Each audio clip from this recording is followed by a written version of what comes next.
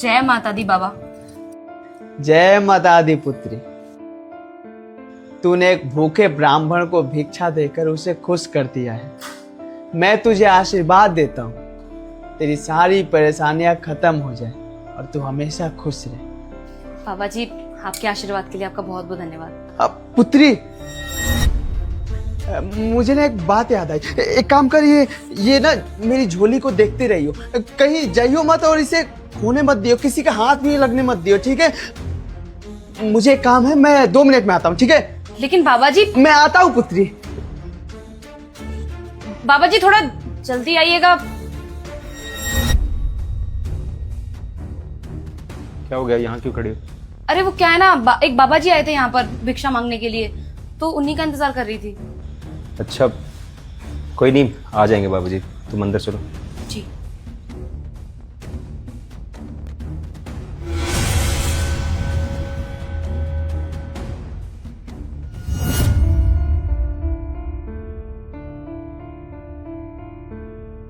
अच्छा, मुझे ये बताइए कि आप बैंक गए थे, क्या बोला बैंक वालों ने?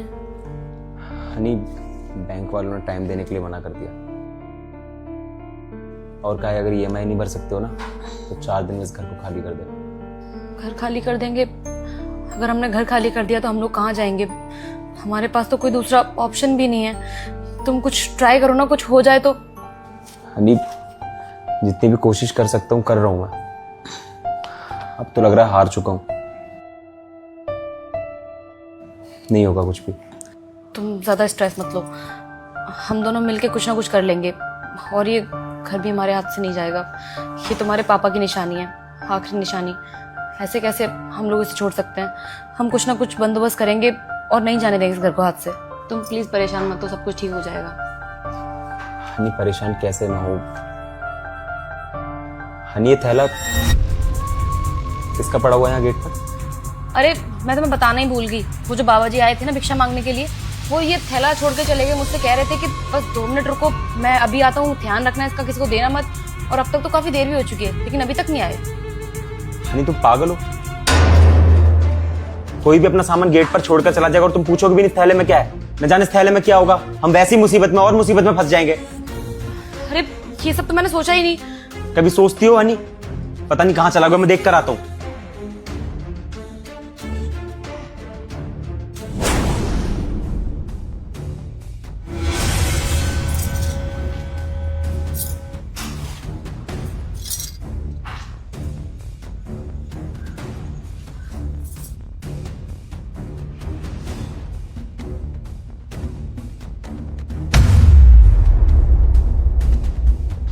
इतने सारे पैसे बाबा जी के पास कहाँ से आए? और वो ये थैला यहाँ छोड़ के भी चले गए। मुझे तो कुछ समझ में नहीं आ रहा।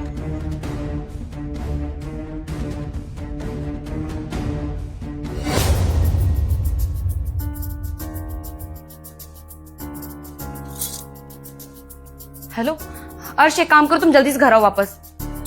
अरे मैं सब बताती हूँ, तुम पहले घर तो आओ।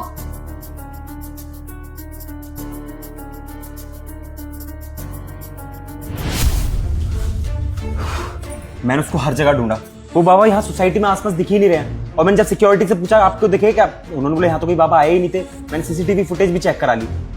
एक सेकंड, शांत हो जाओ तुम, मुझे तुम्हें कुछ बताना है। ये देखो। हनी, इतने सारे पैसे ये कहाँ से आए तुम्हारे पास? वो जो थैला रखा था ना बाबा जी का, तो मुझे थोड़ा डाउट हुआ। मुझे समझ में नहीं आ रहा था कि वो बाबा जी इस थैले में क्या रख कर गए होंगे, तो मैंने जाकर देख लिया तो उसमें से मुझे इतने सारे पैसे मिले। बट मुझे ये समझ में नहीं आ रहा कि बाबा जी इतने सारे पैसे थैले में और हमारे घर पे क्यों छोड़ के चले गए? और 2 मिनट का बोल के गए थे लेकिन अभी तक नहीं आए। कोई अपने पैसे ऐसे कैसे छोड़ के जा सकता है किसी के पास?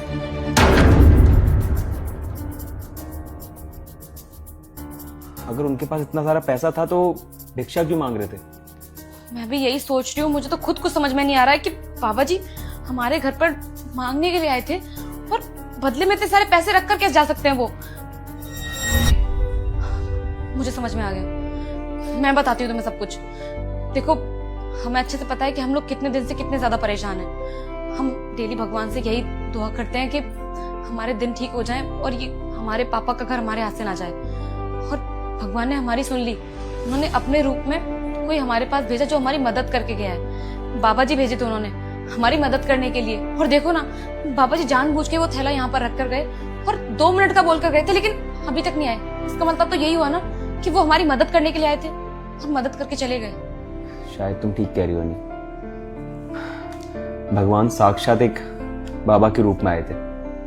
उनको पता था हम इतने परेशान हैं। वो जानते थे कि हमने इस घर को कितने प्यार से बनाया और हम इस घर को आसानी से नहीं छोड़ सकते, इसलिए वो आए और हमारी मदद करके चले गए। वो कहते हैं ना कि अगर हम कभी किसी के साथ कुछ गलत नहीं करते तो भगवान भी हमारे साथ कभी गलत नहीं कर सकते हैं। और एक काम करेंगे, जब हमारे हालात ठीक हो जाएंगे ना, उसके बाद हम भी किसी जरूरतमंद की मदद करेंगे। ठीक है? तुम बिल्कुल ठीक बोल रही हो अनी।